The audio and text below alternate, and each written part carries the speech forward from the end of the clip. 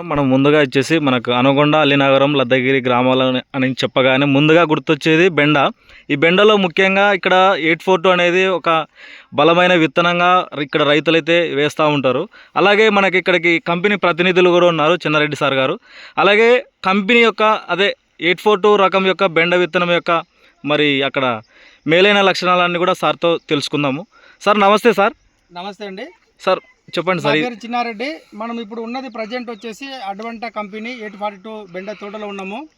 ఈ వెరైటీ వచ్చేసి మీకు చూసుకున్నట్టయితే దగ్గర 2 ఎకరాల పైనే ఉంది. ఇప్పుడు అక్కడి నుంచి చివరి వరకు చూడండి ఎక్కడ కూడా. ఈ వెరైటీ అనేది ముఖ్యంగా అడ్వంటా కంపెనీ అంటేనే బెండ. మీకు చాలా వరకు మీకు అడ్వంటా కంపెనీ అంటేనే మీకు వెజిటేబుల్ డివిజన్లో గత 15 సంవత్సరాల నుంచి అడ్వంటా కంపెనీ బెండ నాణ్యమైన విత్తనాలు ఇవ్వడంలో అడ్వంటా కంపెనీ ఇప్పుడు ముందంజలో ఉంది. అయితే ఈ అడ్వంటా కంపెనీ బెండ వేసుకోవడం వల్ల ఏం బెనిఫిట్, మిగతా రకాల కంటే ఏం లక్షణాలు బాగుంటాయి అవన్నీ మనం ఇప్పుడు 2 నిమిషాలు చెప్దాం. మీరు ఇప్పుడు చూసుకున్నట్టయితే ఇప్పుడు ఈ చెట్టు చూసుకోండి. ఇది ఇప్పుడు 15 కటింగ్స్ అయిపోయింది. ఇప్పుడు ఈ 15 కటింగ్స్ అయిపోయిన చెట్టు మీడియం టాల్, ఎక్కువ హైట్ ఉండదు, మరి అట్లానే డార్క్ పొట్టి రకం కాదు, మీడియం టాల్ ఉంటుంది. సైడ్ బ్రాంచెస్ చూసుకోండి. మీరు ఒక చెట్టుకు చూసుకున్నట్టయితే ఎన్ని బ్రాంచెస్, ఇది ఒకటే మొక్క, దగ్గర దీనికి చూసుకోండి సైడ్ బ్రాంచెస్ 3 నుంచి 4 వరకు వచ్చేసినాయి. ఇదంతా ఒకటే చెట్టు. సార్ ఇది ఎకరాకి ఎన్ని కేజీలు నాటారు సార్? ఇది ఎకరాకి వచ్చేసి 3 నుంచి 4 కేజీల మధ్యలో నాటుతారు. ఇక్కడ ఉన్నారైతే అది ఏరియాని బట్టి చేంజ్ చేస్తూ ఉంటారు. Okay sir. ఇది మన ఏరియాలో ఇప్పుడు అలీనగర్, లద్దగిరి ఏరియా నుంచి 3 నుంచి 4 కేజీల వరకు మాత్రమే నాటుతారు. చాలా దగ్గర కనిపిస్తుంది.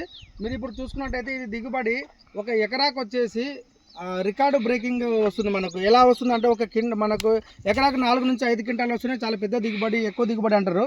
కాకపోతే ఈ వెరైటీ అనేది ఎకరాకు వచ్చేసి ప్రస్తుతానికి 8 క్వింటాలు దిగుబడి తెంపుతున్నారు. ఇప్పుడు గత ఒక 5 కటింగ్స్ నుంచి తీసుకున్నట్టయితే ఇప్పుడు 15వ కటింగ్ అయిపోయింది.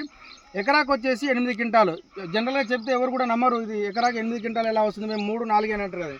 ఈ రకము చాలా రకాలుగా అయితే మీకు ఎకరాకు 5 క్వింటాలు అనేది కామన్గా వస్తుంది. కానీ ఈ టైంలో కూడా ఎండ ఇప్పుడు ఈరోజు చూసుకున్నట్టయితే ప్రస్తుతానికి మనం 42 డిగ్రీస్ టెంపరేచర్లో ఉన్నప్పటికీ కూడా మీకు ఎక్కడ కూడా ఒక చెట్టు కూడా మీకు తెల్ల చెట్టు అనేది వైబీఎంవి కానీ ఈఎల్సీవి కానీ ఎక్కడ కూడా మీకు ఒక చెట్టు కూడా మీకు కనపడదు. మీరు మొత్తం చుట్టూ తిరిగి చూసుకున్నా కూడా ఒక చెట్టుకు లేదు.